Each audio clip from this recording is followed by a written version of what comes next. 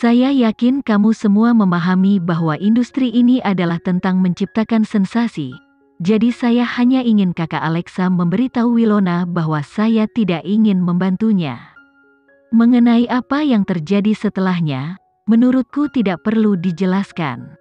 Sebelum aku memasuki industri ini, aku harus mengakui bahwa menurutku satu-satunya tanggung jawab seorang selebriti adalah duduk-duduk sambil dikagumi oleh orang lain. Tapi, setelah mengalami industri ini bagi saya sendiri, saya menyadari bahwa industri ini jauh lebih kotor dan gelap daripada yang saya kira sebelumnya. Cinta semuanya bohong, bakat semuanya bohong, terkadang, bahkan penggemar pun semuanya bohong. Selanjutnya, saya ingin mendedikasikan lagu Hypnotize Myself untuk orang-orang yang meninggalkan saya. Merekalah yang membuat saya menyadari bahwa kenyataan tidak dapat diubah dan hati seseorang tidak dapat diprediksi. Setelah Andre selesai berbicara, sebuah lagu merdu bergema di seluruh panggung, dan dia dengan cepat tenggelam dalam lagu yang emosional. Jika meninggalkan seseorang demi kebaikannya sendiri, melihat ke belakang tidak ada gunanya. Suara Andre disiarkan ke berbagai penjuru Indonesia melalui layar luar ruangan terbesar di kota itu. Mereka yang melihatnya, mau tak mau menghentikan langkahnya. Dia tidak punya penonton, dia tidak punya penggemar, tapi dia tetaplah penyanyi yang sama yang menyukai musiknya. Sejujurnya, aku ingin mengatakan ini sejak lama.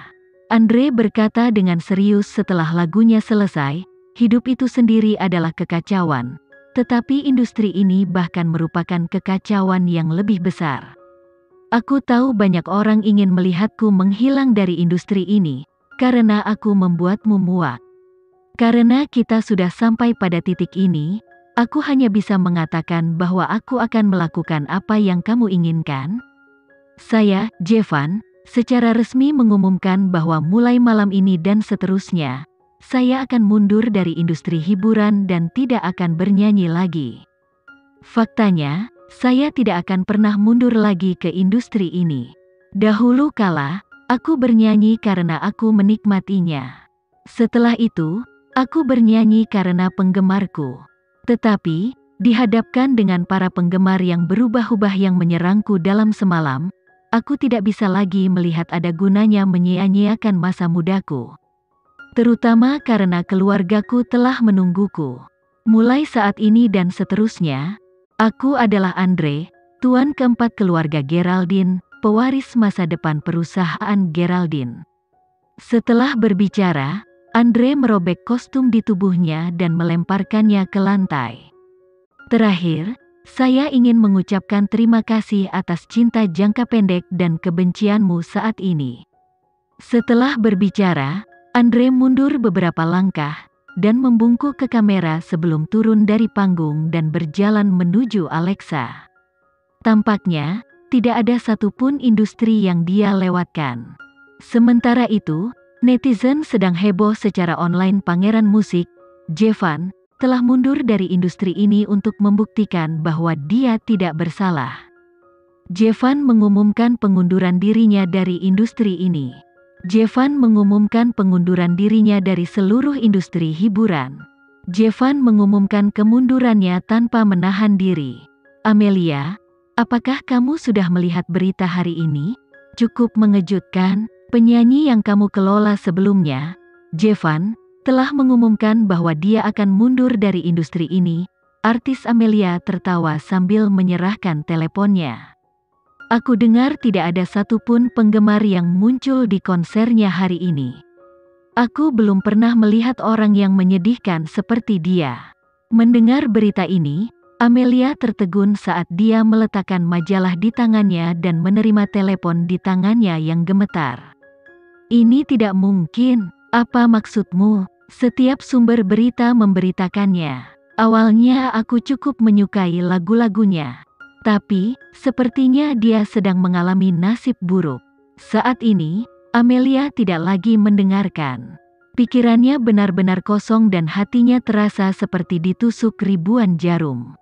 Meskipun dia tidak dapat menentukan perasaannya yang sebenarnya terhadap Andre, dia yakin bahwa mundurnya Andre sebagian disebabkan oleh rasa sakit yang dia berikan padanya. Dengan pemikiran ini, Amelia segera mengeluarkan ponselnya dan menelepon Andre. Namun, tidak ada respon dari pihak lain. Jadi, dia memutuskan untuk menelepon Alexa, tetapi telepon Alexa dimatikan.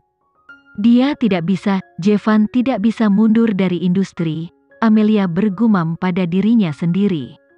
Amelia, ada apa? Artisnya bertanya dengan nada penuh perhatian setelah menyadari bahwa dia sedikit linglung.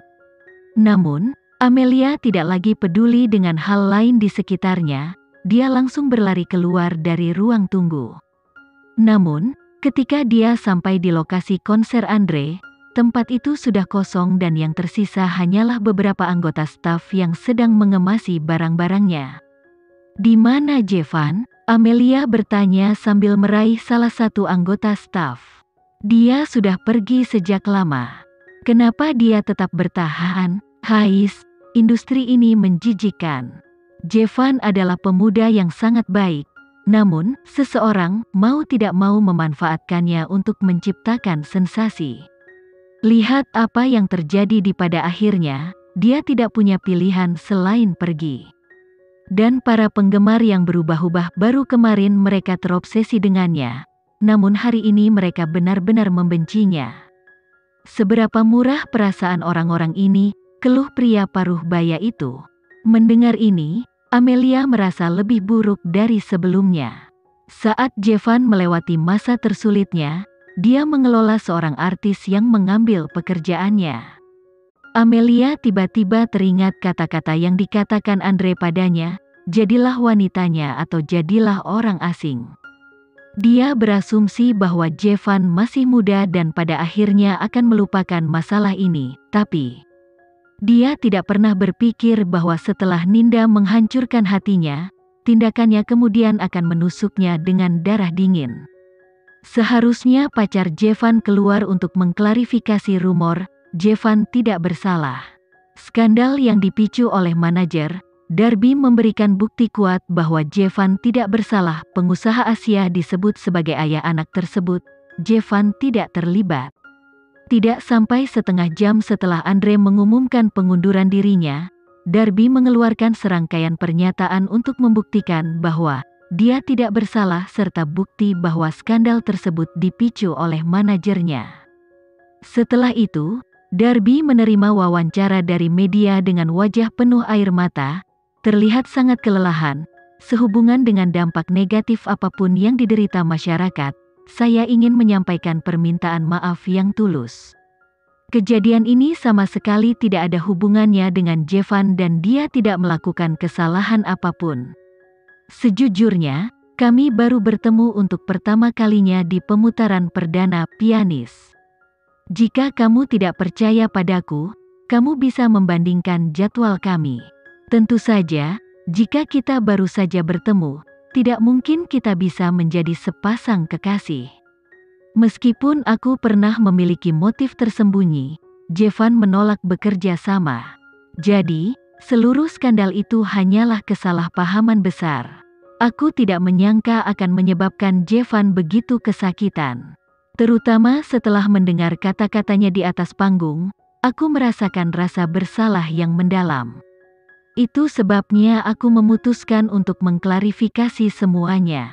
Jika kalian ingin menyalahkan seseorang, salahkan aku. Ini sama sekali tidak ada hubungannya dengan Jevan. Aku ingin mengatakan sesuatu yang telah kutahan sepanjang malam.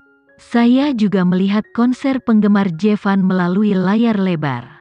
Sejujurnya, jika saya adalah Jevan, saya akan sangat kecewa. Tidakkah menurutmu begitu, penggemar? Setelah berbicara, Darby membungkuk ke arah kamera dan pergi di bawah perlindungan asistennya. Darby ini benar-benar lelucon. Dia tidak mengatakan apapun ketika insiden itu pertama kali dirilis. Namun sekarang dia tiba-tiba memutuskan untuk melemparkan dirinya keluar sana, ejek media tersebut. Setidaknya dia tahu untuk mengambil tanggung jawab. Bukankah banyak artis pria yang mengalami nasib yang sama, tapi tidak bisa berkata apa-apa? Reporter lain menambahkan. Harus kuakui, kali ini penggemar Jevan bertindak agak jauh. Bagaimanapun, dia adalah artis yang pernah mereka sukai. Bagaimana mungkin tidak ada seorang pun yang muncul di konsernya? Ini bukan kejadian langka. Tapi, menurutku Jevan tidak peduli. Bahkan jika dia bukan lagi seorang penyanyi, dia tetaplah tuan keempat keluarga Geraldine. Dia selalu bisa pulang ke rumah dan mengambil alih urusan keluarga.